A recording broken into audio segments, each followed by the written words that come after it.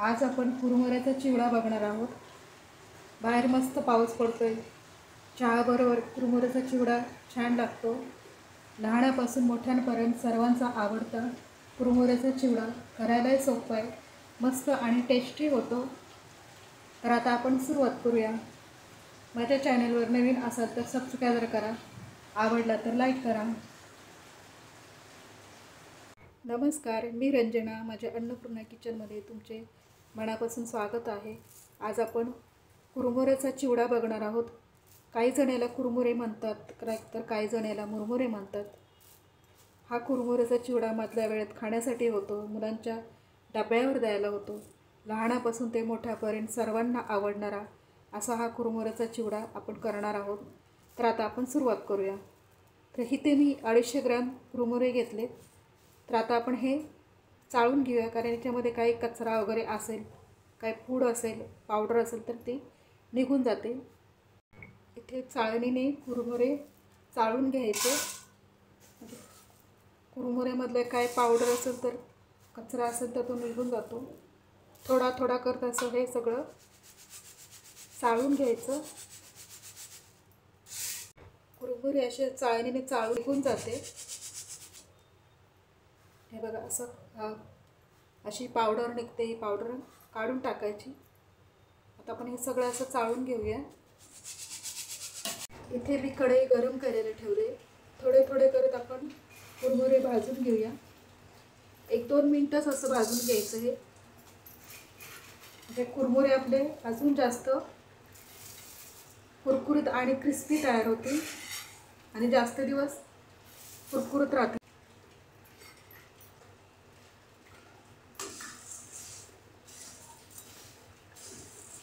1-2 मिनिटच असं हे हलवून घ्यायचं।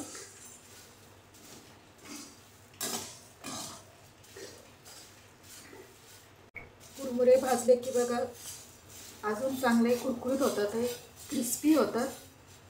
हे बघा क्रिस्पी झाले। कुरमुऱ्याच्या चिवड्यासाठी साहित्य बघूया। 1 वाटी शेंगदाणे घेतलेत, 1 वाटी भाजलेली डाळ घेतली, 15 ते 16 लसूण पाकळ्या ठेचून घेतलेत, 1 चमचा लाल तिखट आहे, 1 चमचा हळद आहे, 2 लाल मिरच्या मी असे कुस्करून घेतलेत, 15 ते 16 कढीपत्त्याची पानं घेतलेत। आता आपण हे तळून घेऊया। इथे मी कढई गरम करायला ठेवले। 4 चमचे तेल टाकते। तेल चांगलं गरम होऊ द्यायचं। तेल आपलं गरम झाले, थोडंसं मीठ टाकायचं त्याच्यामध्ये। शेंगदाणे ते तळून घ्यायचे त्यामध्ये। तेलामध्ये थोडंसं मीठ टाकल्यामुळे काय होतं, ते शेंगदाण्याला चांगली चव येते। चांगले क्रिस्पी होईपर्यंत शेंगदाणे तळून घ्यायचे त्याच्यामध्ये। शेंगदाणे चांगले तळून झाले, हे बघा मस्त क्रिस्पी झाले। असे कुरकुरीत शेंगदाणे होईपर्यंत तळून घ्यायचे। ते काढून घेते मी।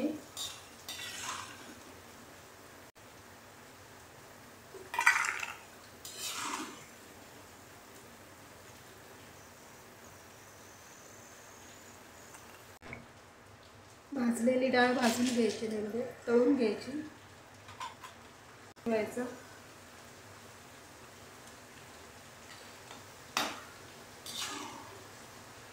डाळ भाजून झाली, काढून घेते।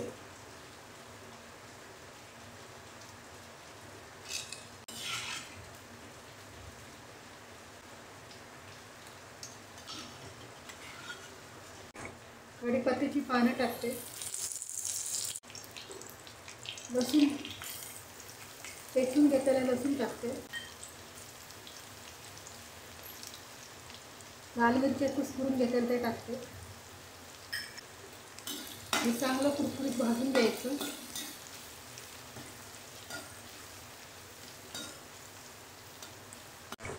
लसूण आणि कढीपत्ता भाजलाय। 1 चमचा लाल तिखट टाकते, 1 चमचा हळद टाकते, 1 चमचा धणे पावडर टाकते।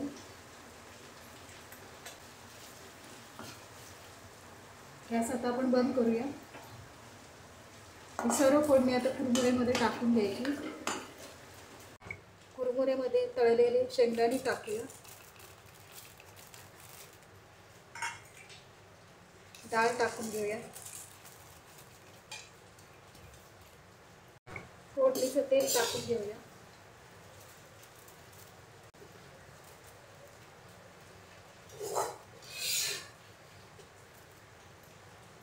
फोडणीचं तेल टाकून घेऊया.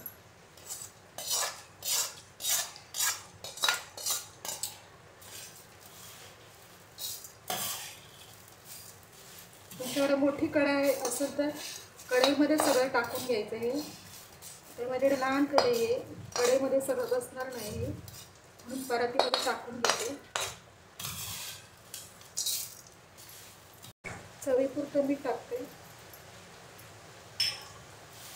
सगळं एक चोळून घेऊया. असं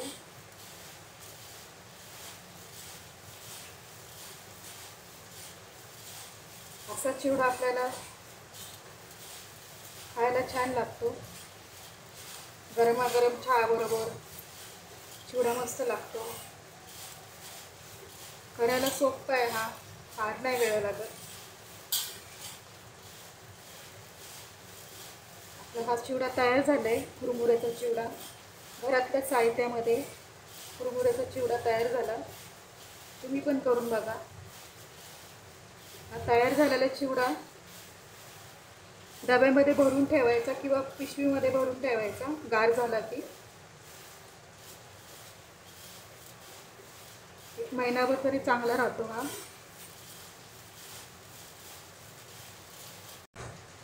तर कुरमुऱ्याचा चिवडा आपला तयार झाला आहे.